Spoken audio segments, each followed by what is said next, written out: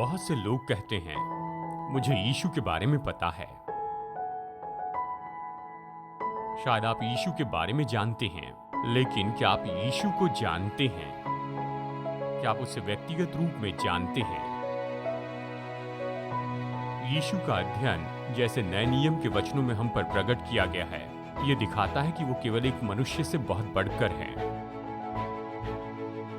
एक शहीद से बढ़कर, एक क्रांतिकारी से बढ़कर, एक चलन से बढ़कर और सुपर स्टार से भी बढ़कर। तो यीशु कौन है?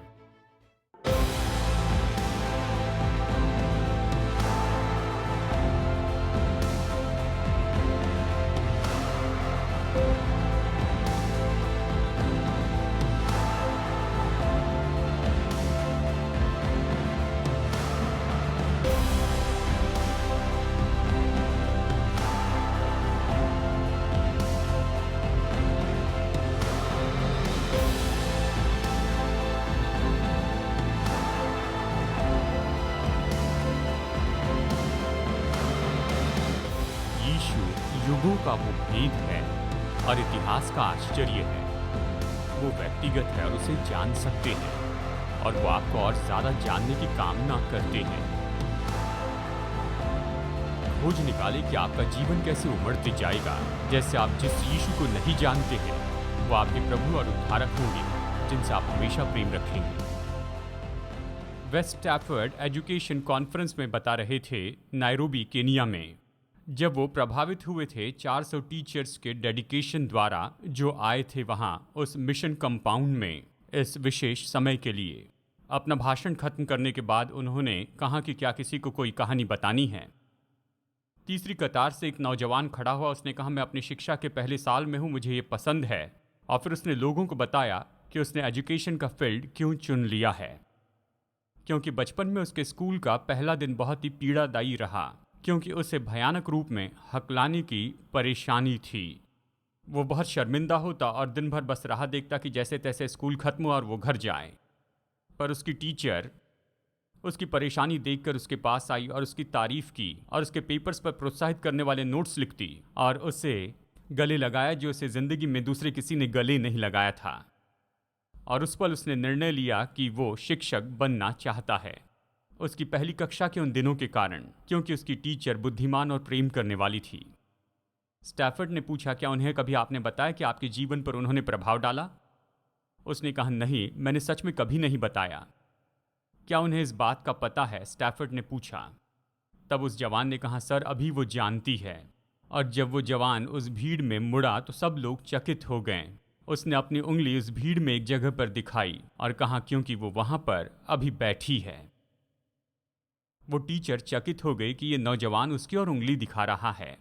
वहां पर एक बूढ़ी महिला बैठी थी जिसकी आंखों से आंसू बह रहे थे। लोग ताली बजा रहे थे और वो अपने पैरों पर खड़ी हो गई। वेस्ट स्टैफर्ड की ये बात मुझे पसंद है। उन्होंने ये कहा, मैं इतना ही कहूंगा कि मानो वायलिन्स बज रहे हैं। जैसे वो दोनों वहां पर सामने मंच पर आए और आंसू बहाते हुए उन्होंने एक दूसरे को गले लगा लिया। टीचर्स जिंदगी बदलते हैं। लाखों लोगों का जीवन उन टीचर के द्वारा बदल गया जो उनसे ग्रेड स्कूल और हाई स्कूल में मिले थे या कॉलेज में। अच्छे टीचर अच्छा प्रभाव डालते हैं। अमेरिकन लेखक फिलिप वाइली ने कहा, जिंदगी के एक अच्छे टीचर एक अपराधी को एक बहुत अच्छा नागरिक बना देते हैं। मैं जानता हूं आप अपनी जिंदगी के बारे में सोच सकते हैं और एक या दो खास टीचर को याद कर सकते हैं। वो टीचर जिसने मेरी जिंदगी पर पहला प्रभाव डाला, जो मेरी जिंदगी में 70 साल पहले आई थी। मैं पहली कक्षा में था और विश्वास नहीं करेंगे, 70 साल बाद भी उसका नाम याद है। उनका नाम था मिस गेडाल। मैं जिस स्कूल में गया वहाँ वो पढ़ाती थी और उस समय मेरे पिताजी पास्टर थे क्लीडो, ओहायो में। उसने मुझे प्रोत्साहित किया जैसे हम सब लोग दूसरी जगह पर आने पर महसूस करते हैं। जब पहले दिन स्कूल में जाते हैं तो आपके लिए बहुत ही मुश्किल समय होता है। उसने मेरी ज़िंदगी पर प्रभाव डाला। मैं जानता हूँ आप भी ऐसे कुछ लोगों को याद कर सकते हैं। देखिए, हमारे देश में बहुत से भक्तिपूर्ण प्रोफेसर्स और शिक्षक हैं। मैं विश्वास करता हूँ शिक्षक होना बहुत अच्छा प्रोफेशन है। मैं विश्वास करता हूँ क्योंकि अगर आप टीचर हैं तो आपने बिल्कुल वही वोकेशनल अवसर को चुन लिया है जैसे प्रभु यीशु ने किया था। वही सबसे उत्तम शिक्षक थे। अक्सर उन्हें कहा जाता यीशु या प्रभु के रूप में नहीं, लेकिन उसका शिक्षक का शीर्षक मत्ती 8:19 में एक शास्त्री ने उसके पास आकर उससे कहा, हे गुरु, जहाँ कहीं तू जाएगा मैं तेरे पीछे हो लूँगा। जवान धनी सरदार ने यीशु से इस तरह से कहा, हे उत्तम गुरु, अनंत जीवन पाने के लिए मैं क्या करूं? एक बार चेले तूफान में फंस गए थे और उन्होंने यीशु को जगाया और कहा, हे शिक्षक, क्या तुझे परवाह नहीं कि हम नाश हो रहे हैं? याकूब और यूहन्ना एक समय यीशु के पास में आए और कहा, हे गुरु, हम जो भी मांगते हैं हम चाहते हैं कि आप हमारे लिए कीजिए। निकोदेमुस रात के समय यीशु के पास आकर कहता है, रब्बी यानी शिक्षक, हम जानते हैं कि तू परमेश्वर की ओर से गुरु होकर आया है। अगर आप कंकोर्डेंस लेंगे और खास कर कैनेट ब्रिज कंकोर्डेंस लेंगे और शिक्षक या रब्बी शब्द को देखें तो आप चकित हो जाएंगे। यीशु को नए नियम में रब्बी या गुरु नाम से 45 से भी ज्यादा बार बुलाया गया है। यीशु को रब्बी या गुरु कहा गया है पुनरुत्थान के उस पहले व्यक्ति के द्वारा भी। आपको ये कहानी याद है? मरियम मगदलिनी, वो कब्र के पास ही बैठकर रो रही थी। उसने मुड़कर यीशु को देखा और पहले उसने सोचा कि ये तो माली है, और फिर उसने ये जाना कि ये तो यीशु है। यूहन्ना 20:16 में उसने मुड़कर उससे कहा, रब्बोनी। इसका मतलब उसने कहा, शिक्षक। यीशु ने स्वयं अपने बारे में यहाँ पर कहा, यूहन्ना 13:13 में उसने अपने चेलों से कहा, तुम मुझे गुरु और प्रभु कहते हो और तुम सच कहते हो क्योंकि मैं वही हूँ। जैसे कि वो राजाओं के राजा हैं और प्रभुओं के प्रभु हैं, वो तो शिक्षकों के शिक्षक भी हैं। वो पूरे युगों में सबसे उत्तम सिखाने वाले हैं।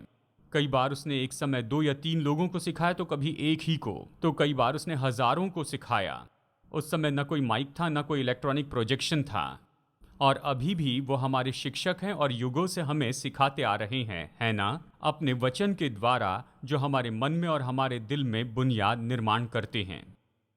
डॉक्टर जेआल्स विल सैंडर्स ने बताया, यीशु की शिक्षा तो बहुत ही सरल और व्यवहारिक थी, पारंपरिक और व्यवहारिक और असली थी, साइकोलॉजिकल सही थी और पूरी तरह से सत्य थी, और हर तरह से ये सच में सच्चाई थी। हम जानते हैं कि उसकी शिक्षा सत्य है क्योंकि वो तो स्वयं ही सत्य है। तो इसके पहले कि हम उसकी शिक्षा के स्वभाव को देखें, तो आइए यीशु के लिए सत्य की परिभाषा का अर्थ क्या होता है इसे देख लें। यीशु ही सत्य हैं। वो दोनों हैं, परमेश्वर और मनुष्य। परमेश्वर के रूप में सत्य का स्रोत है और मनुष्य के रूप में सत्य का मानव रूप है।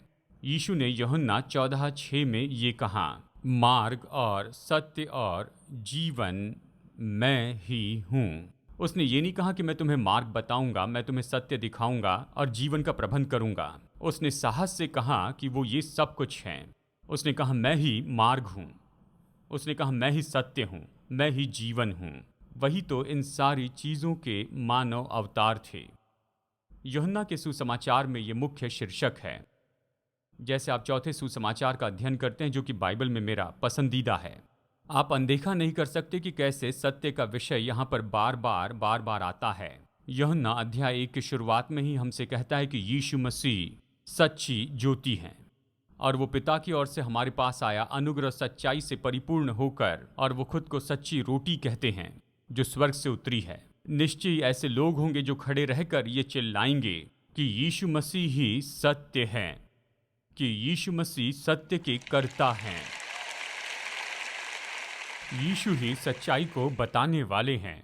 इस बुनियाद के बिना किसी के जीवन में कुछ उभारने के लिए कुछ भी नहीं है, और इसलिए आज हमारे संसार में इतनी गड़बड़ी फैली है। हर कोई अपनी ही सच्चाई खोजते जा रहा है। जरा सोचिए, अगर यीशु मसीह सत्य का अवतार दिया जाना है तो हम व्यक्तिगत संबंध रख सकते हैं सत्य के उस अवतार से। हम यीशु को ही नहीं लेकिन सत्य को भी जान सकते हैं। सत्य तो सटीक है, ये तो व्यवहारिक है और ये व्यक्तिगत है, और इसे जान सकते हैं। और इसलिए यीशु ने कहा कि तुम सत्य को जानोगे और सत्य तुम्हें स्वतंत्र करेगा। ये सत्य तो एक व्यक्ति है, आप उसे जान सकते हैं, और क्योंकि वो यीशु है, वो आपको स्वतंत्र कर सकता है। सत्य से बढ़कर और कुछ आज़ाद करने वाला नहीं, चाहे ये कितना भी मुश्किल क्यों ना हो। कई बार मैंने इसे सोचा कैंसर से लड़ते समय, जब मैं टेस्ट के लिए जाता था सोमवार के दिन और मुझे बताया जाता था अगले 10 दिनों तक आपको इसका रिपोर्ट नहीं मिलेगा। और उस पूरे समय में मैं अपने आप से कहता था कि चाहे जो भी हो उसका अर्थ नहीं, लेकिन मैं जानना चाहता हूं कि ये क्या है, मुझे सत्य चाहिए। आज हमारी परंपरा में हमारी सबसे बड़ी जरूरत तो सत्य की है। बाइबल कहती है कि केवल एक ही है जो हमें ये सत्य दे सकता है, वो मार्ग, वो जीवन, और वो तो प्रभु यीशु मसीह है। आप कभी सत्य का सच्चा पल नहीं पाएंगे जब तक कि आप उस सत्य से न मिलें, प्रभु यीशु मसीह से, यानी यीशु जो सत्य हैं। सवाल ये है कि क्या वो सत्य को सिखाने वाले हैं या फिर स्वयं सत्य हैं। वो तो स्वयं सत्य हैं, पर वो सत्य को सिखाने वाले भी हैं। हम यीशु के बारे में सीख सकते हैं उसकी शिक्षा का अध्ययन करने से। यीशु जो सत्य हैं और यीशु जो शिक्षक हैं। मैथ्स टीचर जिम ओकॉर्नर, वो जाने जाते हैं अपने नो नॉनसेंस अप्रोचिंग के लिए। अलजेब्रा में बच्चों को पढ़ाया, आज वो सभी अच्छे काम में हैं। ओकॉर्नर वियतनाम से बचकर आए। उन्होंने सीबीएस से कहा कि मुझे ये अजीब लगता है जब लोग कहते हैं कि स्कूल तो मज़े की जगह हो। मतलब ये अच्छा होगा, लेकिन हम स्कूल को केवल मज़े की जगह नहीं बना सकते। पैट मैकगोड्रिक सीनियर सेंट फ्रांसिस से उन्होंने ये कहा, लोग उनसे परिचित होने तक सोचते थे ये बहुत कठोर हैं। ये सब एक दिन बदल गया जब पैट और उनके क्लासमेट लॉस एंजलिस के चिल्ड्रंस हॉस्पिटल में गए थे कि वहाँ ब्लड डोनर्स को वहाँ पर उस कैंपेन के लिए ऑर्गेनाइज करें। जब उन लोगों से पूछा कि आप कौन से स्कूल में पढ़े हैं तो तुरंत ये चकित हो गए। हॉस्पिटल का स्टाफ, उन्होंने कहा, आप जिम ओकॉर्नर को जानते होंगे, क्या वो अद्भुत व्यक्ति नहीं है? और वो लोग चकित हो गए। वो सोचते रहे कि वो बहुत अच्छे थे, यानी कठोरता से कहा। वो तो ईमानदारी से बता रहे थे कि इस व्यक्ति के बारे में वो थोड़े गड़बड़ी में थे। ये गड़बड़ी तब दूर हुई जब उन्होंने हॉस्पिटल में एक प्लैक देखा।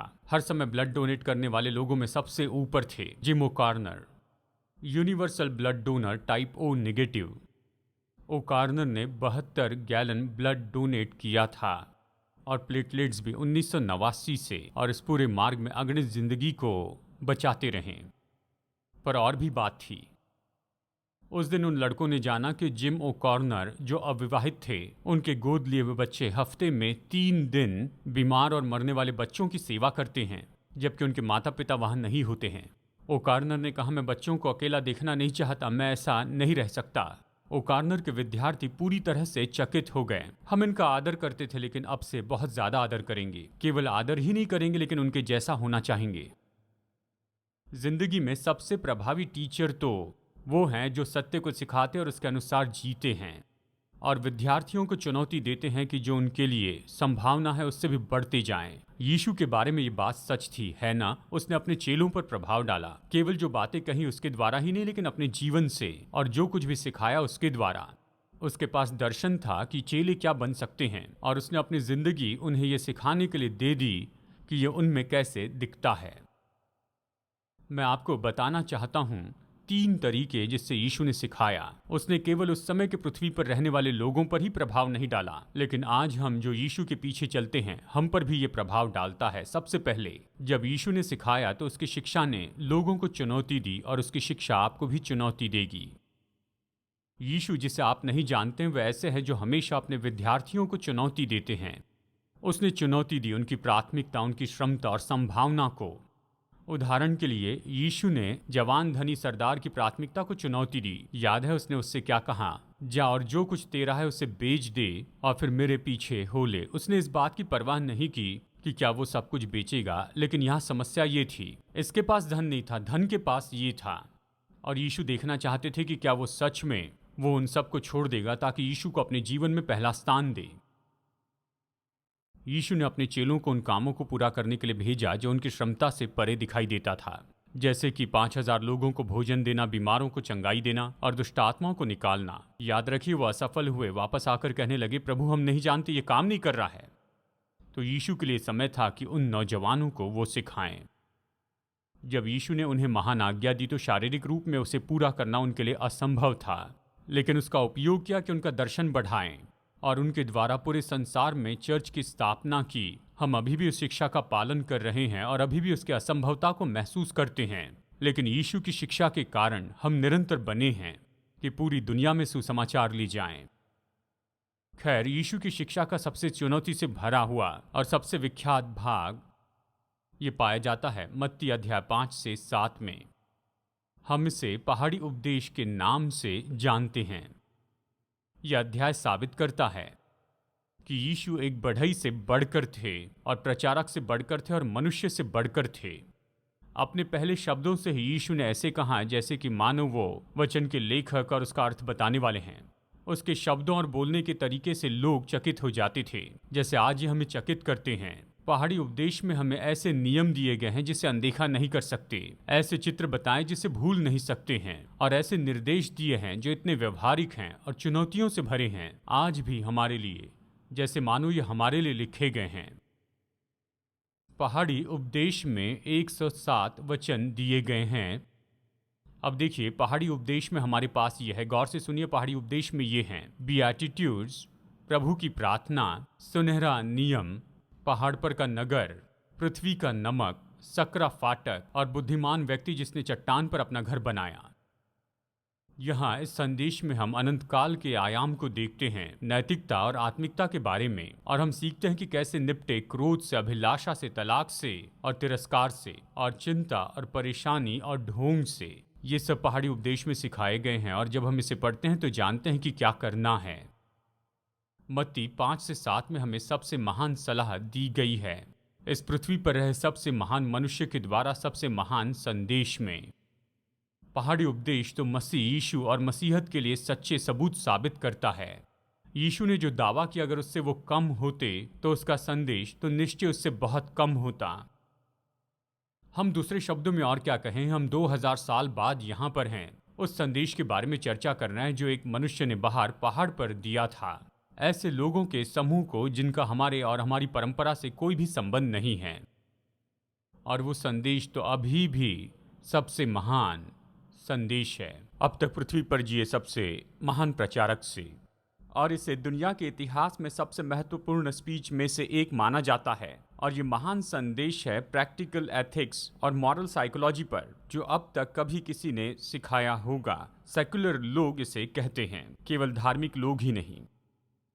ये महान संदेश जो मत्ती 5 से 7 में प्रचार किया गया, ये तो हमारे प्रभु की सेवकाई की केवल शुरुआत का भाग था। लेकिन समय की कमी के कारण चलिए मैं आपको केवल कुछ यहाँ पर बताता हूँ कि उसने इन वचनों में क्या कहा। इस महान संदेश में यीशु ने ये कुछ बातें सिखाई। मत्ती 5:16, तुम्हारा उजियाला मनुष्यों के सामने चमके कि वे तुम्हारे भले कामों को देखकर तुम्हारे पिता की जो स्वर्ग में है बढ़ाई करे। मत्ती 5:44, अपने बैरियों से प्रेम रखो, जो तुम्हें श्राप देते हैं उन्हें आशीष दो, जो तुमसे नफरत करते हैं उनके लिए भलाई करो, और अपने सताने वालों के लिए प्रार्थना करो। मत्ती 6:6, परंतु जब तू प्रार्थना करे तो अपनी कोठरी में जा और द्वार बंद करके अपने पिता से जो गुप्त में है प्रार्थना कर। मत्ती 6:20, परंतु अपने लिए स्वर्ग में धन इकट्ठा करो। मत्ती 6:25, अपने प्राण के लिए ये चिंता न करना। मत्ती 6:33, पहले तुम परमेश्वर के राज्य और उसकी धर्म की खोज करो। मत्ती 6:34, अतः कल की चिंता न करो। देखिए, यीशु ने ये कहा अपने इस महान संदेश में। और फिर मत्ती 7:12, इस कारण जो कुछ तुम चाहते हो कि मनुष्य तुम्हारे साथ करे, तुम भी उनके साथ वैसा ही करो, क्योंकि व्यवस्था और भविष्यवक्ताओं की शिक्षा यही है। कल्पना कर सकते हैं कि इतनी सारी महान सच्चाइयाँ एक ही संदेश में हैं, जो एक मनुष्य के द्वारा दिए गए इतिहास में एक समय एक ही जगह पर। Herbert Taylor Chicago business leader थे। दिवालिया निकलने वाली कंपनी उन्होंने ले ली, क्लब एल्यूमिनियम, और टेलर ने कुछ थोड़ा पैसा कमाया और ज़्यादातर पैसा मसीह कारणों के लिए निवेश किया। वो गहरे और समर्पित विश्वासी थे और वो बहुत बड़े फाइनेंशियल बैकर बन गए विद्यार्थियों की बड़ी सेवकाई के लिए, जिसने पिछली सदी के आखिरी आधे भाग में महान काम किया। एक बार बीमारी के समय टेलर ने महसूस किया कि प्रभु चाहते हैं कि वो पहाड़ी उपदेश को याद कर लें। बिस्तर पर लेटे लेटे उन्होंने ऐसा किया। वो और कुछ नहीं कर पाए, काम भी नहीं कर पाए। बीमारी के समय का उपयोग किया कि पहाड़ी उपदेश याद कर ले, यानी 107 वचन। और हर दिन वो खुद के लिए पहाड़ी उपदेश बोलकर दिखाते थे। और जो उन्हें जानते थे वो कहने लगे, यीशु ने बताई हुई इन सच्चाई को इनके जीवन में काम करते हम देखते हैं। तो चलिए मैं एक सलाह देता हूं। मैं ये नहीं कह रहा कि हम सभी को पहाड़ी उपदेश याद करना चाहिए। हम में से बहुत से लोगों के लिए याद करना तो ऐसा है कि क्या कहा, बस कुछ समय निकालिए अगले कुछ दिनों में, या शायद प्रतिदिन बाइबल पढ़ने के समय में निश्चय मत्ती 5, 6 और 7 आप जरूर पढ़ लीजिए। पहाड़ी उपदेश को अगर यहाँ पर कोई आज्ञा देखते हैं तो निश्चय अलग रंग से उसे रेखांकित कीजिए, उनकी सूची बनाइए। और जो आप पढ़ रहे हैं वो अगर विशेष रूप में आपको छूता है तो उसे चुन लीजिए और प्रभु से कहिए कि इसे मानो आपकी रगों में उतार दें, जब तक कि आपके जीवन की आज्ञाकारिता इस सच्चाई को न दिखाएं जो हमारे प्रभु के होठों से निकली हैं। आप इससे बढ़कर और कोई दिलचस्प अनुभव नहीं पाएंगे। पहाड़ी उपदेश के इन सारे अनुभवों से बढ़कर यहाँ की सच्चाई सीखिए और अपने जीवन में इसका उपयोग कीजिए। नंबर 2, उसकी शिक्षा आपको चुनौती देगी और उसकी शिक्षा आपको बदल देगी। यीशु की शिक्षा हमें बदलने के लिए प्रोत्साहित करती है कि हम बदल जाए, बेहतर हो जाएं। जब उसके जीवन को पढ़ते हैं, वचन का अध्ययन करते हैं, तो हम उसके जैसे होना चाहते हैं। एक पवित्र, तंदुरुस्त मनुष्य होने का ये तो सबसे उत्तम आदर्श है। केवल एक ही व्यक्ति सफलतापूर्ण मसीह जीवन जिए और वो तो स्वयं प्रभु यीशु थे। जब वो स्वर्ग में गए तो हमें रहने के लिए उसने अपना आत्मा भेजा ताकि उसका आत्मा यीशु के व्यक्तित्व को हमारे हृदय में उत्पन्न कर सके। और इसीलिए आप दूसरा कुरिन्थियों अध्याय 3 में पढ़ते हैं, परंतु जब हम सबके उघाड़े चेहरे से प्रभु का प्रताप इस प्रकार प्रकट होता है, जिस प्रकार दर्पण में, तो प्रभु के द्वारा जो आत्मा है, हम उसी तेजस्वी रूप में अंश अंश करके बदलते जाते हैं। पौलुस यहाँ पर कहता है, जब परमेश्वर ने यीशु को स्वर्ग में बुलाया तो उसने पवित्र आत्मा यहाँ भेजी। जब आप यीशु को उद्धारक स्वीकार करते हैं तो उसका पवित्र आत्मा आपके दिल में वास करने आता है। और एक काम जो पवित्र आत्मा करता है, उसका मुख्य काम उसकी सेवकाई, कि हमें पाप के बारे में कायल करे और यीशु मसीह की समानता में बढ़ने में हमारी मदद करें। ये नहीं कि बस हम केवल धार्मिक विधि करने वाले हो, लेकिन हम निश्चय ही परमेश्वर के ऐसे शांत लोग हो जाएं जो अपने जीवन में यीशु मसीह की वास्तविकता के अनुसार जीते हैं।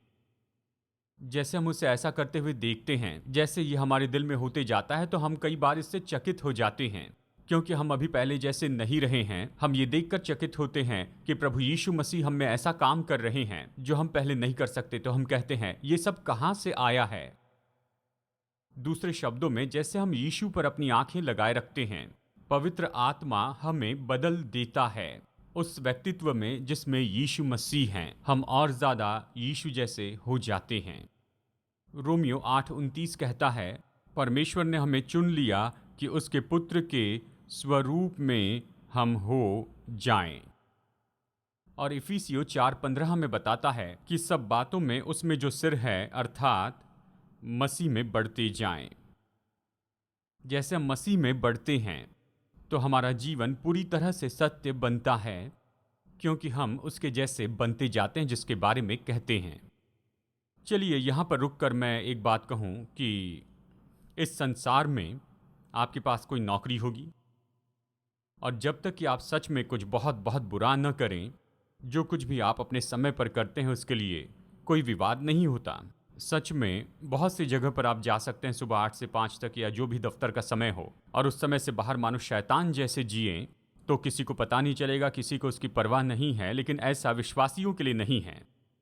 अगर आप विश्वासी हैं और आप यीशु का नाम लेते हैं और आप कहते हैं कि वो आपके उद्धारक हैं, तो निश्चय ही कहीं ना कहीं आप जिस तरह से जी रहे हैं उसमें इसने फर्क लाना चाहिए।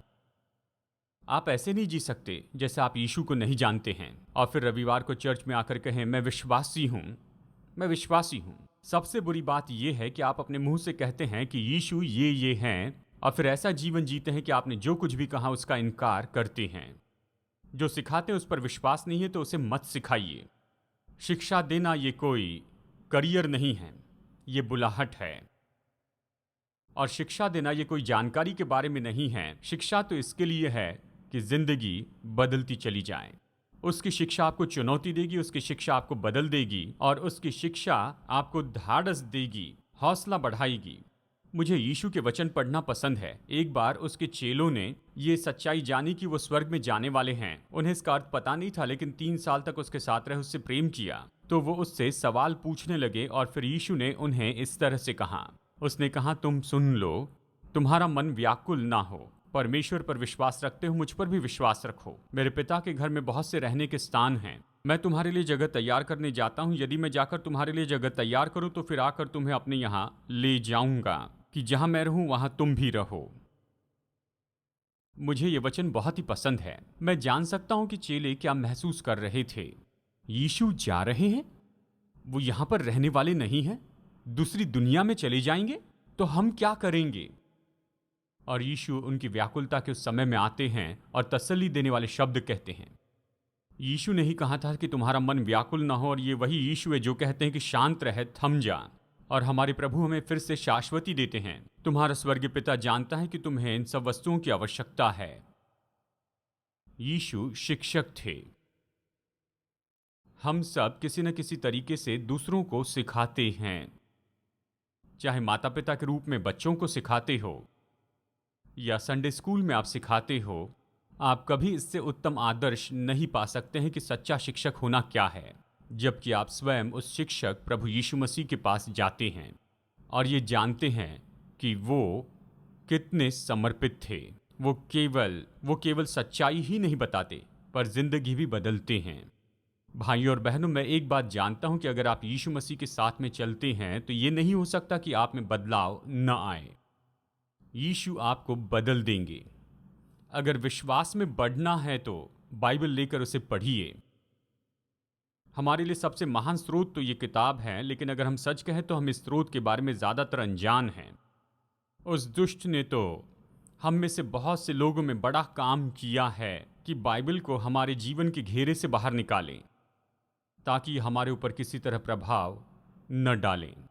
हम सब के लिए मेरी यही चुनौती है। हमारे पास ये किताब है, और खासकर ये यीशु के बारे में किताब है। जब आप ये किताब पढ़ते हैं, यह आपको बिल्कुल अलग बनाती है, आपको बेहतर बनाती है, और यह आपको ऐसा व्यक्ति बनाती है जो आप सच में होना चाहते हैं। आप सबके लिए मेरी यही प्रार्थना है। आमीन। आज मेरे साथ दिशा परिवर्तन में जुड़ने के लिए धन्यवाद। जितना ज्यादा हम वचन का अध्ययन करेंगे, उतना ज्यादा हम समझेंगे कि हमारे प्रेमी परमेश्वर हम में से हर एक के साथ व्यक्तिगत संबंध रखना चाहते हैं। अगर आप उसके साथ ये संबंध शुरू करना चाहते हैं, तो पहला कदम है कि अपने पापों से पश्चाताप करें और यीशु मसीह को अपना उद्धारकर्ता और प्रभु बना लीजिए। जब आप ये निर्णय लेते हैं कि परमेश्वर के मुफ्त का वरदान उद्धार प्राप्त करेंगे, तो मसीह यीशु में नई सृष्टि के रूप में आपकी यात्रा परमेश्वर के साथ शुरू होगी। तो आज आपने अगर विश्वास का ये कदम उठाया है, तो मैं प्रोत्साहित करता हूँ कि आपका ये निर्णय दूसरे विश्वासियों को बताएं और भरोसेमंद सेवका या लोकल चर्च को बताएं, और अपने नए विश्वास में उन्नति पाते चले जाएं। प्रभु आशीष दे जैसे आप परमेश्वर के साथ चलना शुरू करते हैं। और मैं अगली बार फिर आपसे मुलाकात करूंगा, यहीं पर दिशा परिवर्तन में।